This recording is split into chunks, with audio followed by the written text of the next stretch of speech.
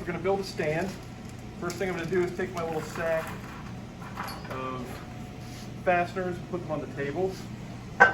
I've found that if I just got a little board and sort of set my pedestal component of it up, that helps me out.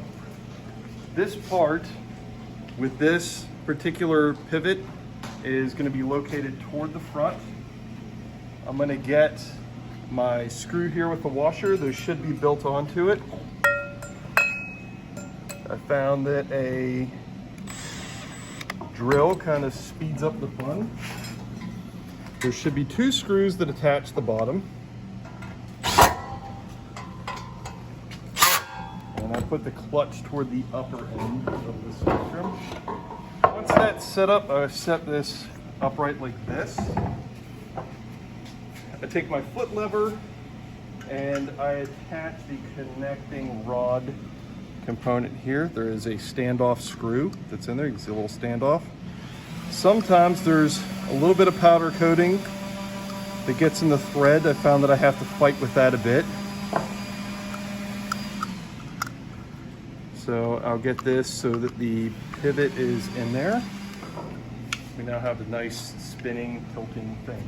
All right, so when I put this on here, I found that some of these, this is supposed to fit inside of that.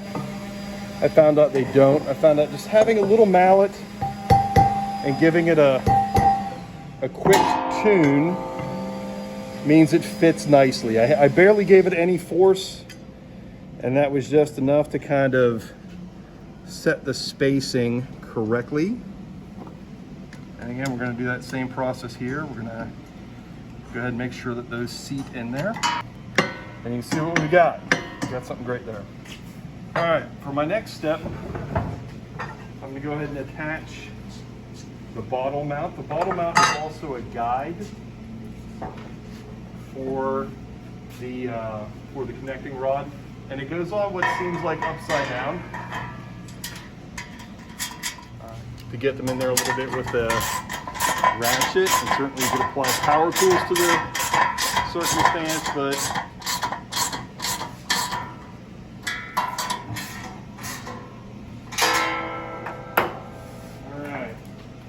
so for this, the connecting rod will go through a pilot hole that we have there inside of the bottle mount. That'll feed through here. We're going to put one nut on the end of this, and we're just going to thread it up there about halfway. And we're just going to go ahead and get this started. Again, sometimes a little powder coating might be in there from the manufacturing process. We turn a little hard. You can leave this set right here. We'll get back to that later when we put the spray part on. The last thing to add is the bracket security mount. So we've got some of these thumb screws here. This is going to fit right into the back of this.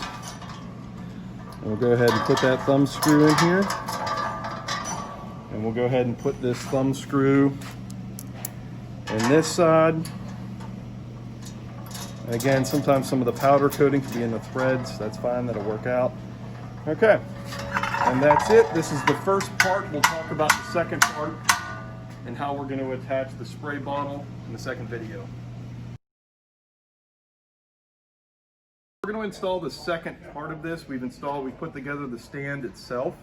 So what I'm going to do first is I'm going to stick this spray head in there, and this is just a ZEP spray filter, and we can kind of trick the little actuator into this. And there's a little hole here at the bottom, and this will just press fit over top of that rod. There's a little piece at the back of this ZEP filter. I'm going to go ahead and pop that off, just a filter on the end of it. And then we're going to go ahead and put the spray mount on the back here, and this hose just fits right through that.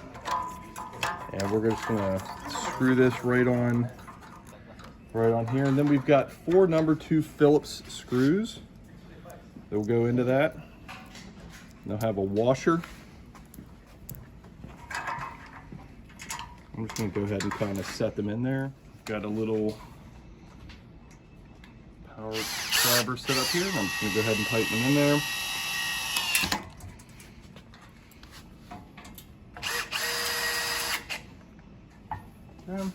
And I sort of just kind of align it there. You'll want to open this about a quarter of a turn so that the fluid can pass through.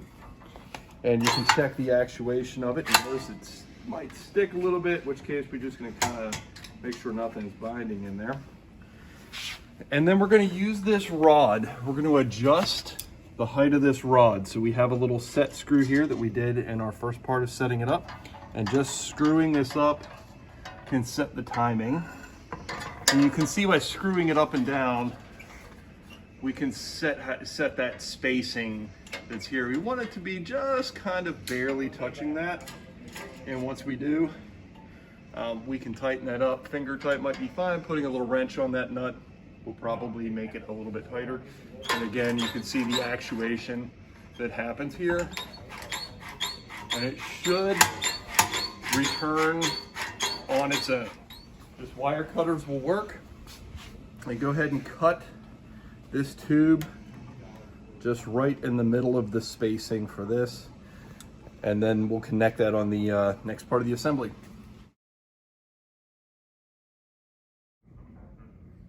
If using the optional beautification cover, simply install that under the screws as the first layer.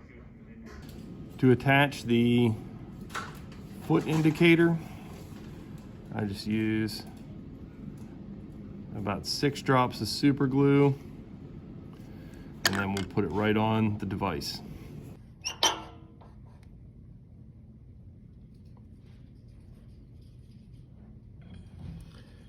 Place it on there and hold it for about 10 seconds.